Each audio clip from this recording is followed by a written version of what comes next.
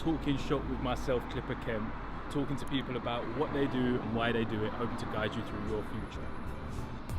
I've been a barber for over 20 years now, meeting some really interesting people along the way.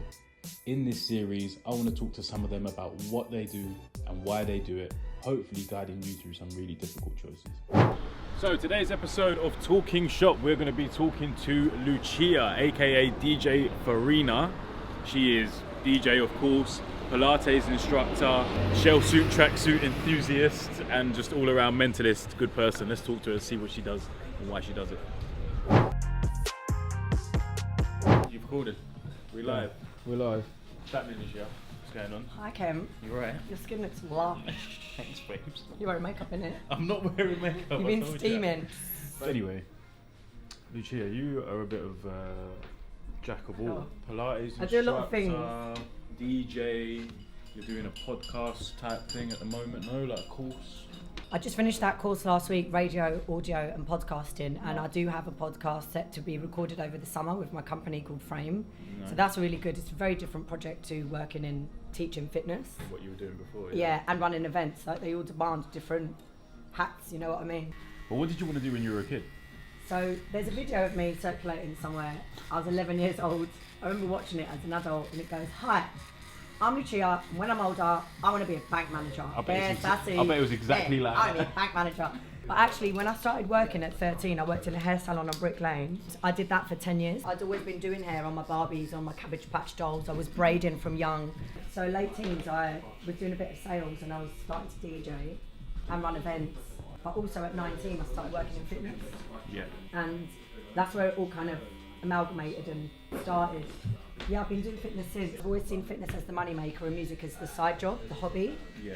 But only recently I thought, bloody hell, I've done this a long time. I do have a lot of experience and I can charge for that. So it's kind of starting to pay off a little bit financially now. Which one? Fitness. Fitness, yeah. And it will as well. When you say fitness? Yeah, I just teach Pilates now. I don't teach any other kind of fitness. Yeah.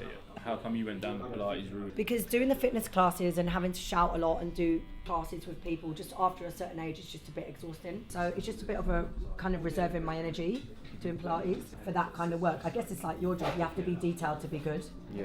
And it pays off in my Pilates work. It felt a bit more natural to go down that path. Mm-hmm. And you never know, like that sales job I did in my late teens, who knew the stuff I learned then would be paying off now in Pilates? Is there any qualifications that you had to do to become a Pilates instructor? In terms of fitness, yeah, I started with power plate training. Mm-hmm. Then I went into my level 2 gym. So I did that. I did my level 3 as well, personal training. And then I did the highest level you can do in the UK, which is level 4. Mm-hmm. And I specialised in lower back pain. What does level 4 give you? Level 4 is specialising in personal training. So you can go into different kinds of areas. And I chose lower back pain management and also exercise referral specialist, which means you can be referred by doctors for people that have medical conditions.